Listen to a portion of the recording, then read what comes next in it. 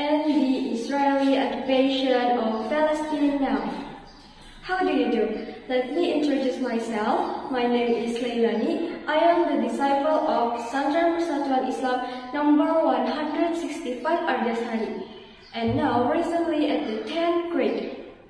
And I would like to thank you all for giving me an opportunity and support to deliver a speech, especially for all my beloved friends and teachers.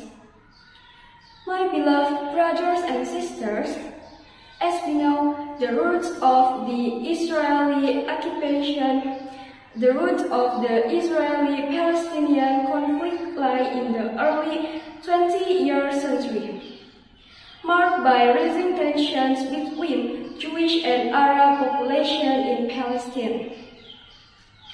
Following World War I, the British mandated over Palestine further complicated these relations.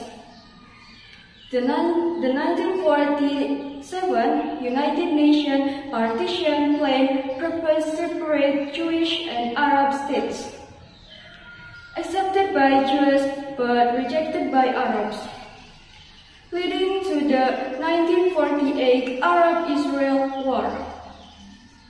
This war resulted in the creation of Israel and the displacement of hundreds of thousands of Palestinians, known as the Nakba or catastrophe.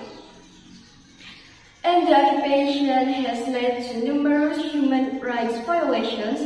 Firstly, land confiscation and settlements, which means that Palestinian land is frequently confiscated to build Israeli settlements, displacing families and violating their property rights.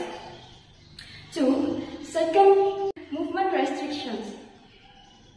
By other words, the separation barrier and numerous checkpoints severely restrict Palestinian movement, affecting access to healthcare, education, and economic opportunities. Third, home demolitions. That Israeli authorities liberally demolish Palestinian homes, often citing lack of permits, which are nearly impossible for Palestinians to obtain, leaving many homeless.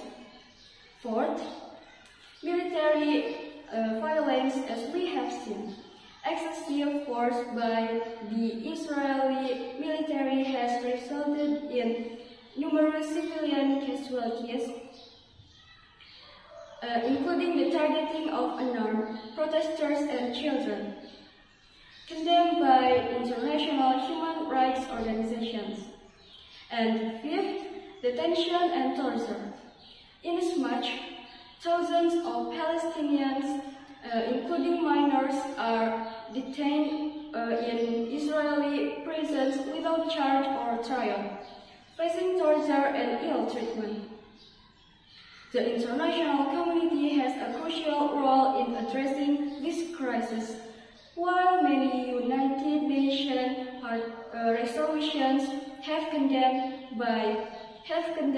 the occupation and called for a two-state solution, tangible action has often been lacking. Global powers must exert pressure on Israel to comply with international human rights organizations. Let us not be silent in the face of oppression. Together we can make a difference and bring an end to this long-standing conflict. Dear brothers and sisters, I guess that's all I want to deliver as my speech. Thank you for all your kindness and attention. Jazakumullahu khairan katsiran. Wassalamualaikum warahmatullahi wabarakatuh.